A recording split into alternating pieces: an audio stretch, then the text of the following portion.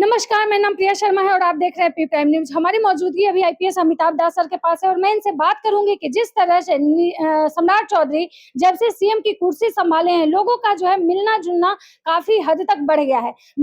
ये सम्राट चौधरी जी जनता दरबार लगाए थे, लोगों से मिले हैं, वहीं पे बताया जा रहा है कि जो जनता उनसे मिलने गई है, अपनी-अपनी हिसाब से माँग रखी है और उन्होंने 7 जो ऐसे मतलब बिहार के लिए 7 बिहार को आप कह सकते हैं कि सौगात दिए हैं। इसी मुद्दे पे मैं बात करूँगी तो सबसे पहले से स्वागत है आपका। जी, बहुत धन्यवाद आपका, थैंक यू। सर कहा जा रहा है कि सम्राट चौधरी जनता दरबार लगाए हैं जैसे नीतीश कुमार लगाते थे, तो मतलब कहा जा रहा है कि जैसे मतलब नीतीश कुमार जो लकीर खींचे थे, जो कुछ वो किए वही सेम ये भी करेंगे। देखिए, जो बिहार के मैट्रिक फेल मुख्यमंत्री हैं सम्राट चौधरी, इन्होंने अब जनता दरबार लगाना शुरू किया है। लेकिन जनता दरबार में दर्शकों को बता दूँ, एक नौटंकी के सिवाय कुछ नहीं होता है। पब्लिक को चूना लगाने के लिए, पब्लिक की आँख में धूल झोंकने के लिए होता है। आज तक मैंने एक भी आदमी का काम जनता दरबार के माध्यम से होते हुए नहीं देखा है। अब होता क्या है जनता दरबार में, देखिए क्या होता है। मान लीजिए कोई थानेदार है, उसने अपने इलाके में गड़बड़ी की, किसी निर्दोष आदमी को फंसा दिया और कहा कि पैसा दो तब छोड़ेंगे। अब वो आदमी, पीड़ित व्यक्ति जनता दरबार में पहुंच गया दरखास्त लेके थानेदार के खिलाफ। तो होता क्या है, उसके आवेदन पर 75 तरह के मोहर लग जाते हैं। एक मोहर लगेगा मुख्यमंत्री सचिवालय का, एक मोहर लगेगा मुख्य सचिव कार्यालय का, एक मोहर लगेगा गृह सचिव कार्यालय का, एक पुलिस महानिदेशक कार्यालय का, एक आयुक्त कार्यालय का। 75 किस्म के रंग बिरंगे मोहर उसके आवेदन पर लग जाएंगे और वो आवेदन घूम फिर के उसी थानेदार के टेबल पर पहुंच जाएगा जहाँ से जिसकी शुरू हुआ था। जिसकी शिकायत हुई थी। और वो थानेदार फिर जाके उसको 50 गालियां सुनाएगा कि मेरे खिलाफ भेजे थे, उसको 50 गाली दे देगा। तो आज तक किसी का काम जनता दरबार में नहीं हुआ है। ये सब ऐसे ही नौटंकी होती है। मैट्रिक फेल मुख्यमंत्री को दिखाना है कि भाई मैं बहुत डायनेमिक आदमी हूँ, एकदम मेरा गतिशील नेतृत्व है, तो ये सब काम करेंगे। ये सब कुछ नहीं होने वाला। जी। सर कहा जा रहा है कि सम्राट चौधरी जो है मतलब शराबबंदी को लेके था कि जैसे कि अब सम्राट चौधरी मुख्यमंत्री बने और बहुत जल्द जो है अब शराबबंदी खत्म हो जाएगा।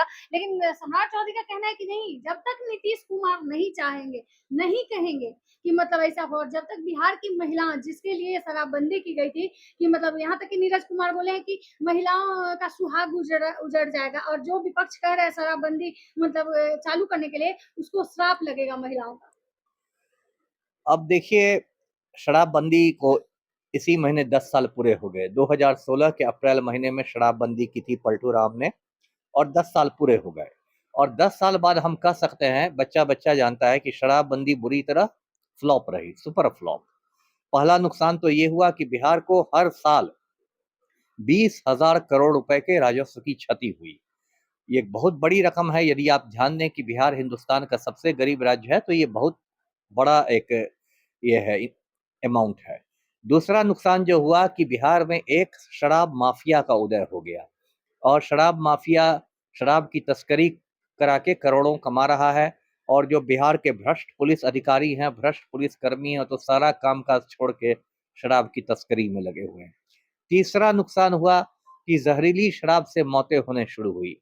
जिन महिलाओं के नाम पर शराबबंदी की गई थी, वैसी सैकड़ों महिलाएं जहरीली शराब की वजह से विधवा हो गई। सैकड़ों महिलाओं का सुहाग उजड़ गया जहरीली शराब की वजह से। और एक बहुत बड़ा नुकसान हुआ कि बिहार में सूखे नशे का प्रचलन बढ़ गया, है ना। बिहार की जो युवा पीढ़ी है, वो सूखे नशे की गिरफ्त में आ गई है, और ये पटना से लेके छोटे छोटे कस्बों और गांवों तक आप देखिएगा। तो अब देखिए, पहली बात मैं स्पष्ट कर दूं, मैं खुद शराब को जहर मानता हूं। मैंने जिंदगी में एक घूंट शराब नहीं पी है, किसी को शराब पीने में नहीं कह रहा। लेकिन जिस रूप में शराब बंदी हुई है, वो बिल्कुल मतलब गलत, विफल साबित हुई है। और अब क्या है कि अब सम्राट चौधरी क्या करेंगे। अब तो मजबूरी है शराबबंदी हटाना, क्योंकि सरकार का खजाना खाली हो गया है। यदि आप शराब चालू नहीं कीजिएगा, तो बिहार सरकार के पास इतने पैसे भी नहीं है कि वो अपने कर्मचारियों को वेतन दे सके। तो एक हाहाकार की स्थिति हो जाएगी। इसलिए देखिए, आप देखते जाइए, मई आएगा, मई तक ऐसी स्थितियां बन जाएगी कि कैबिनेट की बैठक होगी और शराबबंदी हटेगी। लेकिन जी। जेडीयू के तो नेता कह रहे हैं कि नहीं, जो यानी कि तेजस्वी यादव लोग जो मतलब सौरभ आनंद लोग जो मांग किए थे कि नहीं विधानसभा में तो बोले कि ये लोग कौन होते हैं? जब तक नीतीश जी नहीं कहेंगे या क्योंकि तब तक शराबबंदी चालू नहीं हुआ। अब देखिए पलटू राम की तो अब कोई औकात ही नहीं रह गई है। पलटू राम अपने बेटा को निशांत कुमार को उप मुख्यमंत्री बनवा ही नहीं सके और शराबबंदी पर फैसला लेंगे। पलटू राम तो राजनीतिक रूप से बिल्कुल अप्रासंगिक हो गए हैं। उनकी तो कोई पूछ नहीं रही है। उनको तो वृद्धाश्रम में भेज दिया गया, राज्यसभा में झाल बजाइए बुढ़ापा काटिए। तो ये सब बात बोलने की है ना? क्या यदि कर्मचारियों को वेतन देने के पैसे नहीं रहेंगे तो क्या पलटू राम अपना गुल्लक फोड़ के देंगे वेतन? है ना? वो तो शराब चालू कीजिएगा, राजस्व आएगा तभी आप दे सकते हैं। तो ये सब नीतीश कुमार की कोई बात नहीं है, उनकी कोई प्रासंगिकता नहीं है और देखिएगा मई आते-आते शराबबंदी इनको खत्म करनी पड़ेगी। सर, सम्राट चौधरी जब पदभार ग्रहण कर लिए उसके बाद से जो है चालान का जो नियम है कि शहरों में चालान कटता है, अब है कि गाँव-गाँव में भी चालान कटेगा। अब क्या चालान कटेगा ट्रैफिक हाँ, वायलेशन पर? Traffic violence. अरे पटना आपसे संभाल नहीं रहा है, पूरा गाँव-गाँव में चालान कटेगा। ये सब देखिए कुछ नहीं होता है। जो प्रैक्टिकल बात यह है कि चालान काटने के नाम पर पुलिस विभाग में भ्रष्टाचार बढ़ता है। गाँव में कितना जगह सीसीटीवी लगा हुआ है, क्या लगा हुआ है? पुलिस वाला डंडा दिखाएगा, कहेगा कि ये इधर से जा रहा है, उधर से जा रहा हो, ये है, वो है, पैसे लेगा। 500 रुपया देके, है ना? फिर निकलने देगा। तो ये सब जो चालान होता है ना, जो प्रैक्टिकल स्थिति है, वो बस भ्रष्टाचार को बढ़ाता है। बड़े-बड़े अपराधियों पर आपको हाथ डालने की औकात नहीं है।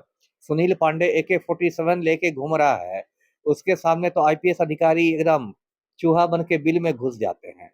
तो गरीब आदमी को डंडा मार के पैसा लेने का क्या मतलब है? जी।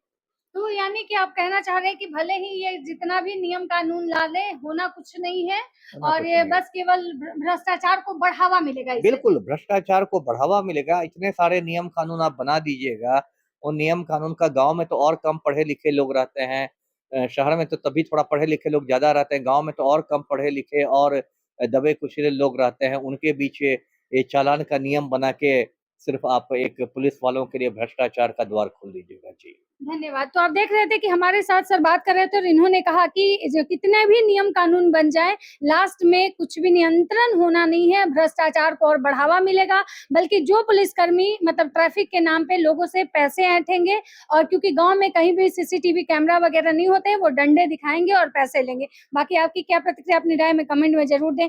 नमस्कार, धन्यवाद।